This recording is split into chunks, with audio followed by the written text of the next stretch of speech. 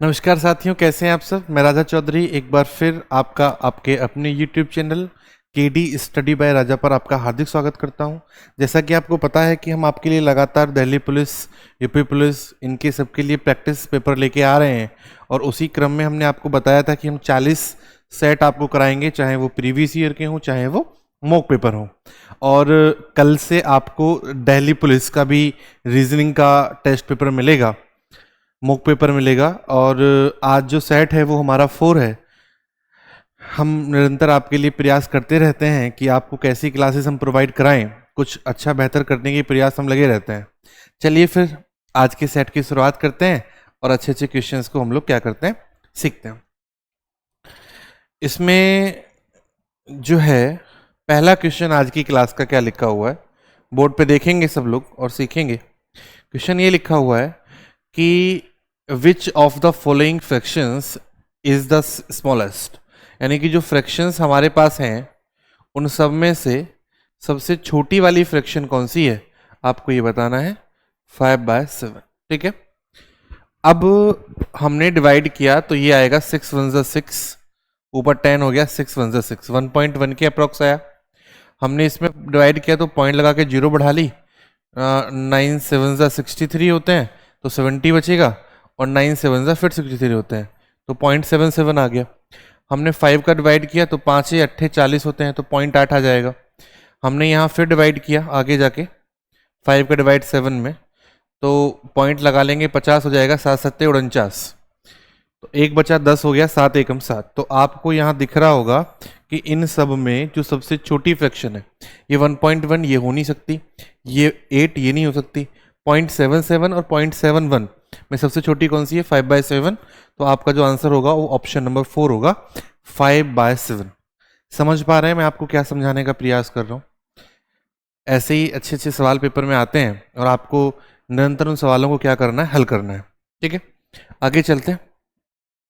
Question लिखा है 5 bells ring at interval of 3 seconds, 6 seconds, 9 seconds, 12 seconds and 15 seconds respectively. How many times they will ring together in 36 minutes? 5 घंटियां 3 second, 6 second, 9 second, 12 second और 15 second क्रमानुसार के अंतराल पर बजती हैं, तो 36 मिनट में एक साथ वो कितनी बार बजेंगी। तो सबसे पहले 5 घंटियां हैं, 3 सेकेंड है, 6 सेकेंड है, 9 है, 12 है और 15 है। तो सबसे पहले तो आप ये देखेंगे कि जब वो घंटियां बज रही थी तो सबसे पहली बार जो घंटी बजेगी वो किस टाइम पर बजेगी। अब हम पहली बार बजाना चाहेंगे तो इन सब का क्या ले लेंगे, एलसीएम। एक साथ जब बजाना चाहेंगे तो हम इनका क्या ले लेंगे, एलसीएम। जब तक हमें एलसीएम नहीं पता होगा तब तक हम इनको एक साथ रिंग नहीं करा सकते। हमने एलसीएम ले लिया तो 15 12, 15 ले लो आप, 15 45, 45 दूनी होते हैं 180 हो गया, 4 3 12, 3 9 180 ही आएगा, 180 सेकेंड आएगा। और 180 सेकेंड में मेरे भाई कितनी मिनट होती हैं, 3 मिनट होती हैं, क्योंकि 1 मिनट में कितनी सेकेंड होती हैं, 60, और 180 सेकेंड में कितनी मिनट होंगी, 3 मिनट। तो सवाल ने कहा 36 मिनट पे 3, तो 12 ये थी 36, 12 बार वो एक साथ बजेंगी। लेकिन हमसे ये कहा गया कि जब 180 सेकेंड होते होंगे यानी कि 3 मिनट होती होंगी तो वो एक साथ रिंग करती होंगी एक साथ आके। लेकिन आपको क्या करना है कि जब हम 3 मिनट का गैप ले रहे होंगे तो जब वो सबसे पहले टाइम बजी होंगी तो उसके बाद हमने 3 मिनट काउंट किया होगा, फिर गिना होगा 1, फिर आगे गिना होगा 2, फिर आगे गिना होगा 3। तो अपनी 180 सेकेंड यानी कि 3 मिनट पूरी करने के चक्कर में जब वो सबसे पहली बार रिंग करती हैं तो हम उनको काउंट करना क्या कर देते हैं, छोड़ देते हैं। इसलिए जो भी हमारा उत्तर आता है उसमें हमेशा क्या हो जाता है, एक ऐड हो जाता है, और वो कितनी बार बजेंगी, 13 बार, 13 टाइम्स। क्लियर है, 13 टाइम्स। समझ में आ रही है बात कि नहीं आ रही है, मुझे उम्मीद है आपकी समझ में आ रही होगी। क्वेश्चन नंबर 3 की तरफ चलते हैं। क्वेश्चन नंबर 3 ये कह रहा है एक समानांतर चतुर्भुज है, 2 आसन्न भुजाएं हैं आमने सामने वाली, और 36 सेंटीमीटर और 27 सेंटीमीटर की हैं। यदि लंबी भुजा की बीच की दूरी 9 सेंटीमीटर है और छोटी भुजा की दूर की दूरी क्या होगा। तो आपको ये पता होना चाहिए L × B है ना, और साइड हमें दे रखी हैं। तो जो साइड्स होती हैं, जब साइड्स पे आप जाओगे किसी भी समांतर चतुर्भुज, समांतर चतुर्भुज का मतलब होता है जिसकी भुजा क्या हो, समान हो, तो आप क्या करेंगे, 36 पहला है, इसकी भुजा के बीच का अंतर दूरी कितनी है, 9, दूसरा कितना है 27, और इसके बीच की दूरी यानी कि हाइट हमें बतानी है h, तो आप 9 तिया 27 कर लेंगे और 12 इति 36 कर लेंगे, तो 12 आ जाएगी 12 सेंटीमीटर, 12 सेंटीमीटर आ जाएगी इसकी हाइट। तो आपको नहीं फंसना कि हम कहाँ चतुर्भुज बनाएं, कहाँ हम ये 4 भुजा वाला बनाएंगे, कहाँ इसकी ये भुजाएं देखेंगे, कहाँ इसके हम डिफरेंस देखेंगे, कहाँ ये दूरी देखेंगे। तो इन सब में आपको नहीं पढ़ना, इन सब में आपको नहीं पढ़ना। आपको देखना है कि हमारे सवाल का जो उत्तर आएगा वो कितनी जल्दी आ सकता है और किस तरीके से हमारे सवाल का उत्तर आसान आ सकता है, क्योंकि एग्जाम में डिपेंड करता है कि आपने कितनी जल्दी क्वेश्चन को किया। ये डिपेंड नहीं करता कि आपने कितनी देर में किया, ये करता है कि आपने कितनी जल्दी क्वेश्चन को किया, आपकी कितनी अच्छी कमांड है, आप कितनी अच्छी जल्दी सवाल को कर सकते हैं, ये मैटर करते हैं एग्जाम में। अगर एग्जाम क्वालिफाई करना है तो आपको अपने ऊपर और अपने माइंड सेट पे कमांड बनानी पड़ेगी, तब हम चीजों को एक एक करके सीक्वेंस में क्लियर करते चले जाएंगे और हमारा सिलेक्शन हो जाएगा, हमें कहीं कोई दिक्कत नहीं आएगी। चलिए अगले क्वेश्चन की तरफ चलते हैं मेरे भाई। अगला क्वेश्चन लिखा है, माता पिता और पुत्र की जो आयु है वो 42 वर्ष थी, बेटे की शादी हो गई और 1 वर्ष के बाद परिवार में एक शिशु का जन्म हुआ और शादी के 6 साल बाद परिवार की औसत आयु 36 वर्ष हो गई। यानी कि अब में और जब में कितने वर्ष का अंतर है, 6 वर्ष का है। तो 42 प्लस 6 ये हो गए 48, और कितने लोग हैं, माता है, पिता है और पुत्र है, 3 लोग हैं, और 48 तिया होते हैं 8 तिया 24 का 4 2 4 तिया 12 और 2 14, 144। इनकी जो एज थी उसका हो गया कितना, हो गया 144। अब क्या है, मदर है, फादर है, सन की वाइफ है और इनका क्या है, ग्रैंड सन है। और सब लोगों की जो आयु है, कितने लोग हैं, 6, 1 2 3 4 5, सॉरी 5 है और 36 वर्ष है, तो 36 गुणा 5 ये हो जाएगा आपका कितना, 180, ये हो गया नया एवरेज। इसमें हमें पता है कि माता पिता और बेटे की जो है वो कितनी है, 144, क्योंकि हमने इसको तो अभी किया था, वाइफ की हमें निकालनी है। अब शादी के 6 साल बाद परिवार की औसत आयु, 1 वर्ष बाद परिवार का जन्म, 1 वर्ष बाद परिवार में एक शिशु का जन्म हो गया और शादी के 6 साल बाद की बात पूछी, यानी शिशु कितने साल का है मेरे भाई, शिशु जो है ग्रैंड सन जो है वो 5 साल का है, बराबर 180 हो जाएगा। तो आप जब वाइफ निकालेंगे, वाइफ, तो ये हो जाएगा 41 और 5, सॉरी 41 और 5 149, 149 से आप माइनस करेंगे तो कितना हो जाएगा, 31 साल हो जाएगा। जो वाइफ है वो अब कितने साल की है, 31 साल की है।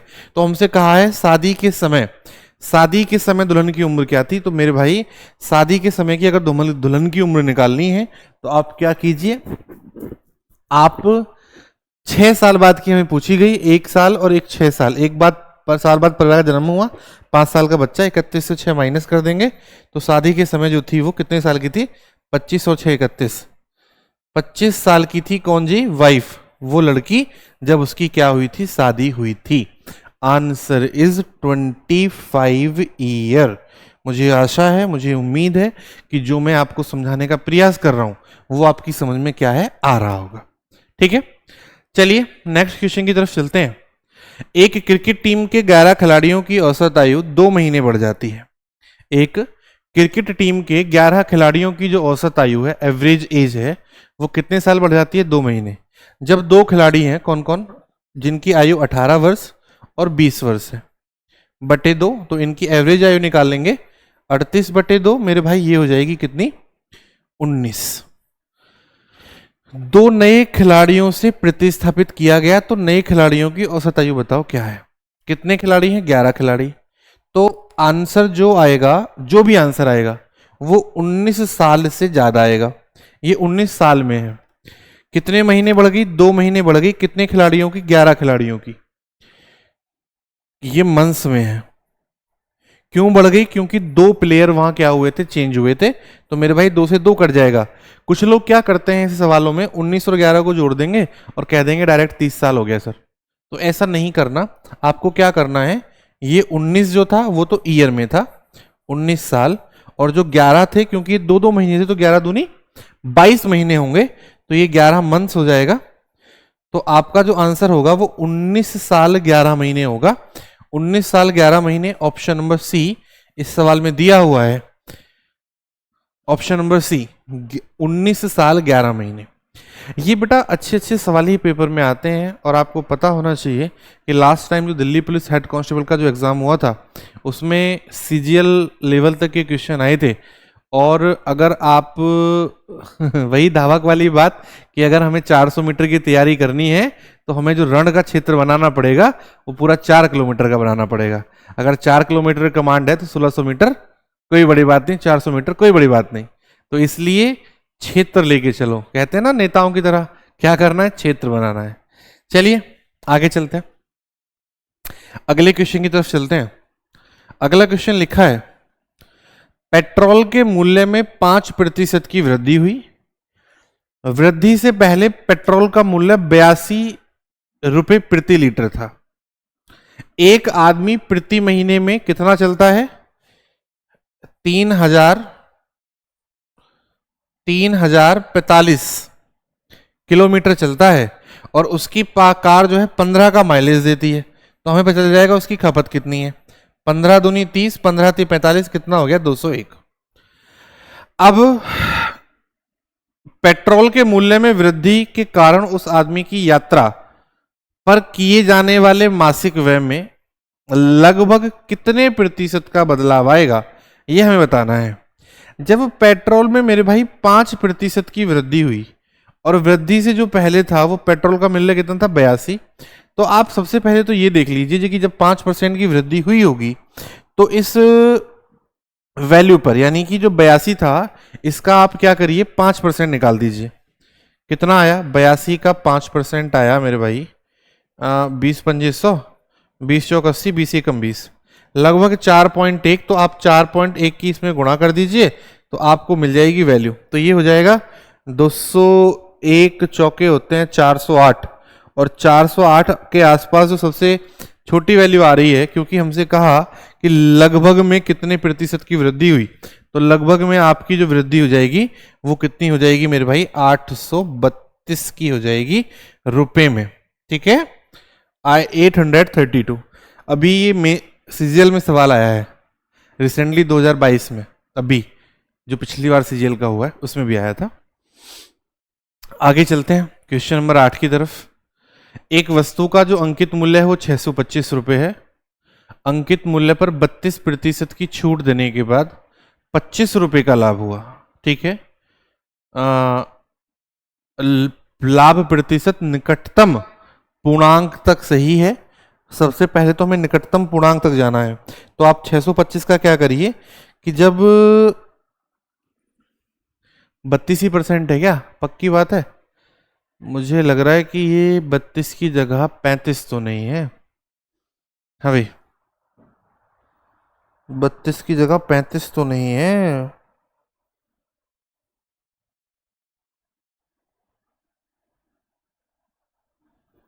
बत्तीस 32 एक सेकेंड में बताता हूं, मैं चेक कर लेता हूं।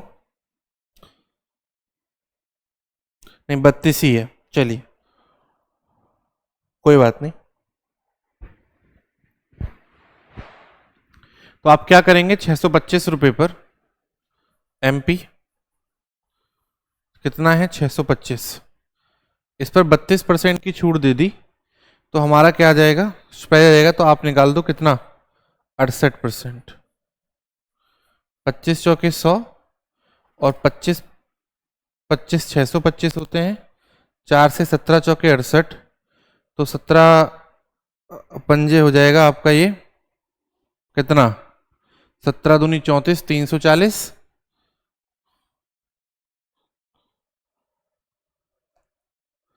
17 पंजे 85, तो ये हो जाएगा 425 रुपये। ये 425 रुपये क्या आ गया? छूट देने के बाद अंकित मूल्य पर, ठीक है। सेलिंग प्राइस आ गया 425 रुपये, जो खरीदने वाला था उसके लिए क्रय मूल्य हो गया। इसके बाद भी 25 रुपये का लाभ हुआ। अब जब 25 रुपये का लाभ हो गया तो आप 25 रुपये को क्या कर दीजिए, माइनस कर दीजिए। तो 425 पर जब हमें 25 रुपये का लाभ हुआ तो हमारी वैल्यू कितनी रही, 400। क्यों रही, क्योंकि 25 रुपये का प्रॉफिट हो गया। तो 100 पे कितना, 100 चौके 400, 4 छिंग 24, 4 दूनी 8, 4 पंजे 20, 6.25% आएगा आपका। निकटतम पूर्णांक तक सही है क्या, मतलब निकटतम पूर्णांक तक जाना है तो 6 के आसपास है, तो आप 6.25 को कितना लगा देंगे, 6% आंसर लगा देंगे। 6.25 का कितना कर देंगे, 6% कर देंगे। समझ पा रहे हैं, मुझे उम्मीद है कि जो मैं आपको समझाने का प्रयास कर रहा हूं वो आपकी चीजें समझ में एक एक करके आ रही हैं। आगे चलते हैं। आगे सवाल लिखा है, ए बी से 8 वर्ष छोटा, यदि 4 वर्ष पहले उनकी आयु जो थी वो 1:2 के अनुपात में थी, 1:2 के अनुपात में थी, तो मेरे भाई इस सवाल में आपको फंसना नहीं। आपको क्या करना है, 4 वर्ष पहले की बात कर रहा है, ए बी से जो है वो कितना है, 8 वर्ष छोटा है, तो ए बी को छोड़ दो। आप मान लो पहले वाली की आयु कितनी है, एक्स है। 4 वर्ष पहले की बात की 4, ये इससे 4 वर्ष छोटा है तो ये एक्स प्लस 8 हो जाएगा, ये -4 और बराबर कितना है, 1/2। तो ये हो जाएगा x -4 और ये हो जाएगा x + 4 बराबर हो जाएगा 1/2। तो जब आप इसको कर रहे होंगे 2 की मल्टीप्लाई करेंगे 2x माइनस कितना हो जाएगा 8, तो 8 की जरूरत नहीं, तो आप डायरेक्ट क्या करेंगे, 4 एकम 4, तो आप इस 2 दूनी 4 दूनी 8 और 4 एकम 4 को साइड में ले जाओ और 2x और x को ले आओ। तो आप क्या करेंगे, 2x माइनस x बराबर 4 दूनी 8 और 4 एकम 4, तो x बराबर हो जाएगा 8 और 4 12। और जब x की वैल्यू 12 है तो आपको कहाँ रखना है, सॉरी आपको कहाँ रखना है, x + 8 पर रखना है, x + 8 पर रखना है, क्योंकि हमसे ये कहा गया है ना कि b की वर्तमान आयु बताओ, ऊपर वाला a नीचे वाला b, तो x + 8 है जिसमें x की वैल्यू कितनी आई 12, तो 12 और 8 मेरे भाई दोनों को जोड़ देंगे और दोनों का उत्तर कितना हो जाएगा, 20 साल हो जाएगा दोनों का आंसर, 20 ईयर। समझ पा रहे हैं, क्लियर है सारे बातें। सवालों के उत्तर आप लोग नहीं दे रहे हैं, चलिए कोई बात नहीं, मैं हूं अभी तो, लेकिन आप लोग क्या कीजिए, प्रैक्टिस जरूर कीजिए, चीजों को हल जरूर कीजिए। जब तक आप नहीं करेंगे तब तक कैसे बात बनेगी, समझ रहे हैं नहीं। चलिए आगे चलते हैं। क्वेश्चन ये कहता है, एक व्यक्ति 1% प्रति वर्ष के हिसाब से 8 साल के लिए ऋण लेता है, R% है ये, R% पर प्रति वर्ष का लेता है, परंतु ब्याज में 0.75% की वृद्धि के कारण वह ऋण के अंत में 4,440 रुपये अधिक चुकाता है, तो उसके द्वारा कितना ऋण लिया गया। A man take a loan at the rate of R% per annum for 8 years, but due to hike 0.75% in the rate of interest, he paid rupees 44440 more at the end of loan.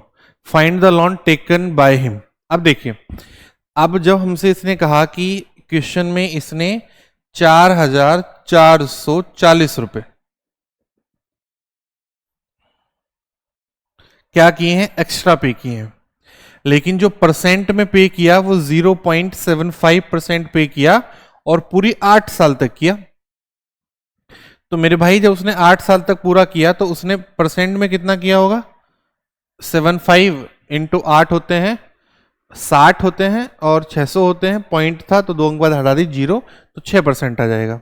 यानी कि पैसे में 6% extra दिया और ऋण जो लिया था वो कितना होता है, अपने आप में 100% होता है, तो आप इसको काट लेंगे। 6 सत्ते 42 होते हैं और 6 चौक 24 होते हैं, 0 और 2 0 यहाँ से, तो हमारी जो वैल्यू निकल के आई मेरे भाई, यानी कि जो हमारा प्रिंसिपल अमाउंट था, जो ऋण हमने लिया था वो कितना था, 74,000 था। और 74,000 के लिए आप क्या करेंगे, ऑप्शन नंबर सी लगा देंगे, जो इस सवाल का बिल्कुल क्या है, सही जवाब है और सटीक जवाब है। चलिए अगले क्वेश्चन की तरफ चलते हैं। अगला question, question number 10। Question number 10 ये कहता है कि कोई राशि एक वर्ष के अंत में स्वयं का 2 गुना हो जाती है। स्वयं का कितना हो जाती है? 2 गुना। यदि चक्रवृद्धि ब्याज की दर कैसी हो मेरे भाई? अर्धवार्षिक हो। रेट हो क्या? अर्धवार्षिक हो। तो ब्याज की वार्षिक दर ज्ञात कीजिए। मैंने आपको बताया था अर्धवार्षिक का मतलब होता है 1 साल में 2 बार लगना, और 2 बार कब लगेगी? जब हम 6-6 महीने पे लगाएंगे। तो मैंने आपको बताया था कि 1 है और ये 2 है, 2 गुना 2 रुपया हो गए। तो आप इसका निकाल दो क्या? स्क्वायर। अगर 2 बार की बात हो ब्याज की तो स्क्वायर निकाल देते हैं, और साल में 3 बार या 3 साल की बात हो तो क्या कर देते हैं? क्यूब निकाल देते हैं। तो ये हो जाएगा 1 का तो 1 ही होता है, और ये हो जाएगा अंडर रूट 2। और अंडर रूट 2 कितने का होता है? बचपन में बहुत पढ़ा था। कितना पढ़ा था? 1.414। तो ये कितना ज्यादा हुआ? 0.414 हुआ सर। कितने से? 1 से। तो 100 पे कितना? आप 2 जीरो हटा देंगे तो ये हो जाएगा 41.4। ये जो रेट आई है ये कैसी है? ये है हाफ ईयरली। और हमसे जो रेट पूछी है, और हमसे जो इस क्वेश्चन में रेट पूछी है, वो हमसे पूछी है what is the rate of interest per annum, यानी कि पर ईयर। तो पर एनम के लिए आप क्या करेंगे? साल में 2 बार लग रही थी, तो 41.4 मल्टीप्लाई बाय 2, तो ये हो जाएगी 4 2 ज़ा 8, 1 2 ज़ा 2 और 4 2 ज़ा 8। 82.8% हमारी क्या थी? रेट ऑफ इंटरेस्ट थी। इस सवाल को करने का इससे आसान तरीका कोई नहीं, क्योंकि चक्रवृद्धि अर्धवार्षिक का मतलब हो गया 6 महीने और 6 महीने पे लगना, और 6-6 महीने पे कितनी बार लगी? 2 बार। क्योंकि जब 2 बार लगती है तो संख्याओं का क्या कर देते हैं? स्क्वायर कर देते हैं, और जब 3 बार लगती है तो क्या कर देते हैं? क्यूब कर देते हैं। यही चीज क्या करेंगे? 2 ईयर होती या 3 ईयर होती तब भी क्या करते? 2 ईयर पे स्क्वायर निकाल देते हैं, स्क्वायर रूट, और 3 साल पे क्या रखते हैं? क्यूब रूट निकाल देते हैं। बिल्कुल सही है, समझ में आया? चलिए अगले क्वेश्चन की तरफ चलते हैं। क्वेश्चन नंबर 11 लिखा हुआ है। क्वेश्चन नंबर 11 लिखा हुआ है आपके सामने। अब इसमें आपको क्या करना है? इसमें आपको नहीं फंसना, आप केवल वैल्यूज को देखिए, और वैल्यूज के अकॉर्डिंग आप क्या करते रहिए? सवालों के आंसर लगाते रहिए।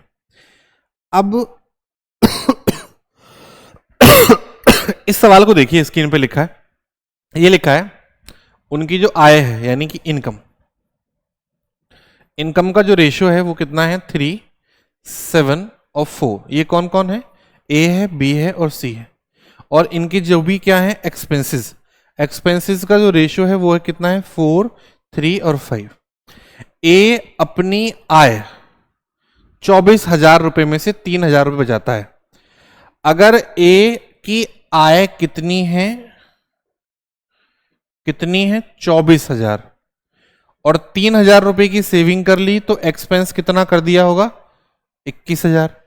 तो अगर 3 की वैल्यू 24 है, अब देखो, तो सी की बचत ज्ञात करो, सी की सेविंग बतानी है। तो सबसे पहले आपको ए की सेविंग पता होनी चाहिए।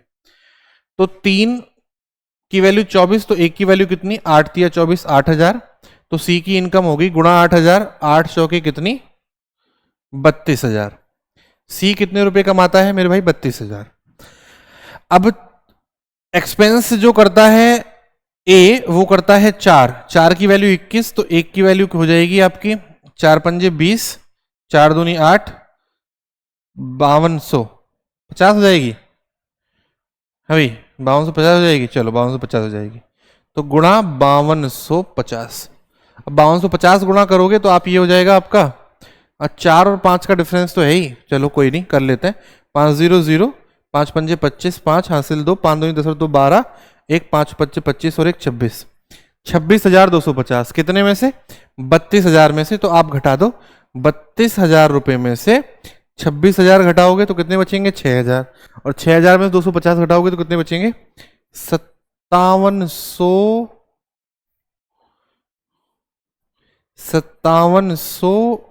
यहां देखो, 50 रुपए की सी ने क्या की?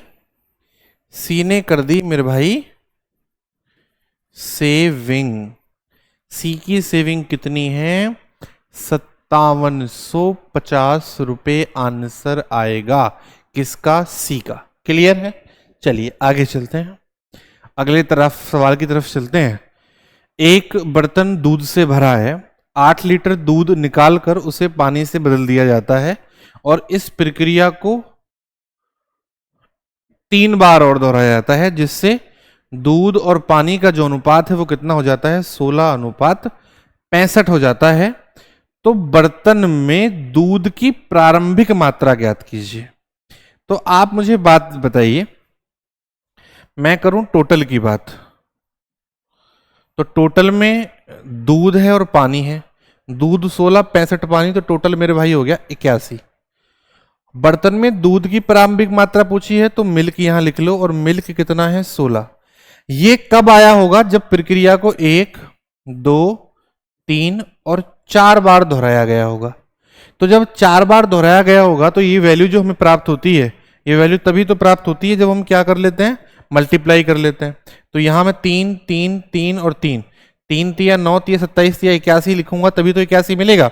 यहां मैं 2 दूनी 4 दूनी 8 दूनी 16, तो 2 2 2 लिखूंगा तो 16 मिलेगा। तो जो मूल रेशियो था, ओरिजिनल जो रेशियो था वो कितना था? 3:2। तो इसमें मेरे भाई कितना निकाल दिया हमने? 8 लीटर दूध निकाला जाता है तो 1 निकाल दिया, टोटल से 1 निकाल दिया, 1 की वैल्यू 8 है। तो हमसे पूछा है बर्तन में दूध की प्रारंभिक, और प्रारंभिक मात्रा कितनी थी? 3, 3 गुणा 8 कितना हो जाएगा? 8 तिया 24 लीटर। तो 24 लीटर मिल्क हो जाएगा। 24 आपको ऑप्शन में दे रखा होगा और 24 ऑप्शन नंबर ए ही है। 24 इसका क्या हो जाएगा? आंसर हो जाएगा। बिल्कुल सही जवाब हो जाएगा, बिल्कुल करेक्ट हो जाएगा।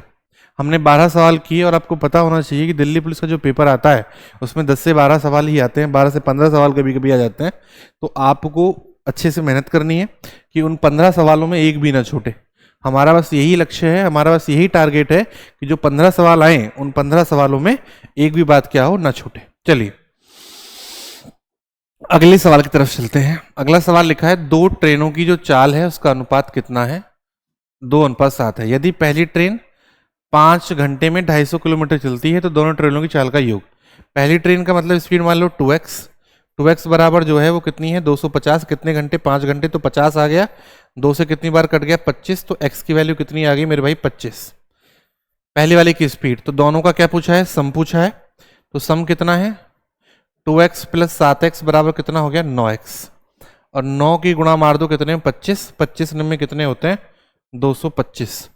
दोनों ट्रेनों जो चाल की थी किलोमीटर प्रति घंटे में वो कितनी थी? 225 किलोमीटर थी।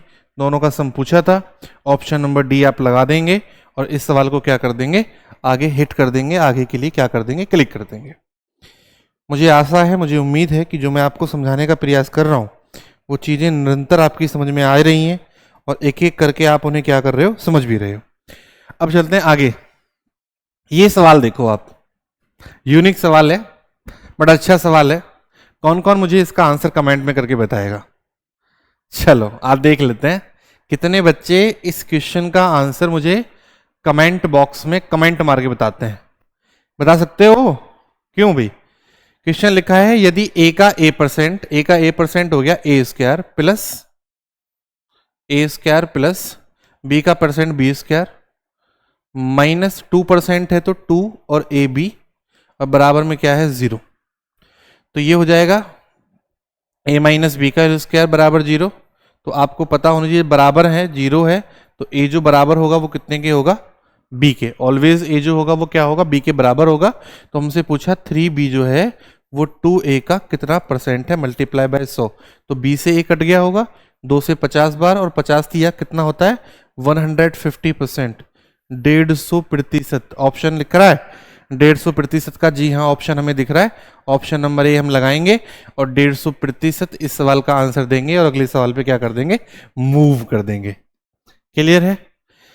जो मैं आपको समझाने का प्रयास कर रहा हूं मुझे उम्मीद है कि आपकी समझ में वो आ भी रहा है। चलिए आगे चलते हैं अगले क्वेश्चन की तरफ। अगला क्वेश्चन लिखा है एक हाउसिंग सोसाइटी में 2 पहिया वाहन और 4 पहिया वाहनों की संख्या का जो अनुपात है वो 11:9 है। 4 पहिया वाहनों में 1/4 पेट्रोल वाहन और शेष 81 जो हैं वो डीजल वाहन है। ठीक है, कोई बात नहीं। हाउसिंग सोसाइटी में दुपहिया वाहनों की संख्या बताइए कितनी है। अब दुपहिया वाहन निकालने हैं और 1/4 जो है वो क्या है, पेट्रोल वाहन है। अब आप क्या करेंगे, ऐसे सवालों में आपको कुछ नहीं करना, आप जाइए केवल वैल्यू पे, आप जाइए केवल वैल्यू पे। यहां लिख लीजिए कितना, 2 व्हीलर, और यहां लिख लीजिए कितना, 4 व्हीलर। अब 2 व्हीलर 4 व्हीलर का जो रेशियो है वो कितना है, 11:9 है। 2 व्हीलर कम है, 4 व्हीलर ज़्यादा है, यानी कि 4 पहिए वाले भी 2 पहिए वाले भी हैं। तो आप इसको दोनों तरफ से क्या कर दो, 4 से मल्टीप्लाई कर दो, तो 11 चौक 44 और 9 चौके कितना हो गया, 36। इनका रेशियो हमने मान लिया अप्रॉक्स करके 44 और 36। अब क्वेश्चन ये कह रहा है कि 4 पहिया वाहनों में से 1/4 तो पेट्रोल वाहन है। अब आप जो है 36 का क्या करिए, 1/4 निकाल लीजिए। जब आप 36 का 1/4 निकालेंगे तो 36 का जो 1/4 आएगा वो आ जाएगा मेरे भाई कितना, 9। तो 36 में से 9 वाहन तो पेट्रोल हैं, बच्चे कितने, 27। 27 कितने होंगे, 81 डीजल वाहन। तो 27 की वैल्यू 81, तो 1 की वैल्यू कितनी, 27 या 81। अब हमसे पूछा तो हाउसिंग सोसाइटी में दोपहिया, जब 1 की वैल्यू आ गई दोपहिया की, तो आपको क्या करना है, दोपहिया की बता दोगे आप। 1 की वैल्यू 3 है, तो 2 व्हीलर जो थे मेरे भाई वो 2 व्हीलर 44 थे, तो 44 गुणा 3, बस 4 तिया 12 का 2 हासिल 1, 4 तिया 12 और 1 13, 132 आपका सवाल का आंसर आ जाएगा कि जो दोपहिया वाहनों की संख्या थी वो कितनी थी, 132 थी। लेकिन आपको क्या करना है, आपको ये सवाल जो है और आसान भी नजर आ सकता है। किस तरीके से आ सकता है कि जब इसमें हमें ये दिख रहा है कि भाई जब दोपहिया और चारों महीना की हाउसिंग सोसाइटी में अब वाहनों की संख्या हमसे पूछी, तो आप जाते कि 4 पहिया वाले कितने हैं, 9 हैं। जब 4 पहिया वाले 9 हैं तो आप 1 पहिया वाले पेट्रोल है, डीजल की बात करेंगे तो 3/4 बचेगा, और 81 है, 9 तिया 27, 27 तिया 81 होते हैं, ठीक है। अब 27 तिया 81 हो गए तो 4 तिया कितने हो गए, 12 हो गए। अब 1 की वैल्यू कितनी हो गई, 12 यूनिट। अब हमसे 1 की वैल्यू 12, तो हमसे कैसे पूछे थे, दो पहिया वाहन कितने हैं, 11, 2 व्हीलर जो हैं। 11 गुणा 12 आप कर देंगे तो 11 और 12 कितने होते हैं, 132। यानी कि आपको ये रामायण और महाभारत पढ़ने की जरूरत नहीं थी, क्योंकि हमें पता था कि रावण का जो वध किया था वो रावण ने किया था, और राम जी तो क्या थे, एक महान आदमी थे। अब आप क्या करेंगे, आप ऐसे ही बेहतर सवालों की क्या करते रहेंगे, प्रैक्टिस करते रहेंगे। और जो आपका अपना YouTube चैनल है केडी स्टडी बाय राजा, हमारे साथ जुड़े रहिए, हम आपको निरंतर ऐसे ही बेहतर सवाल आप देते रहेंगे। और तब तक के लिए मिलते हैं फिर अगली क्लास में, तब तक के लिए जय हिंद साथियों, शेयर कीजिए जरूर क्लास को। नमस्कार।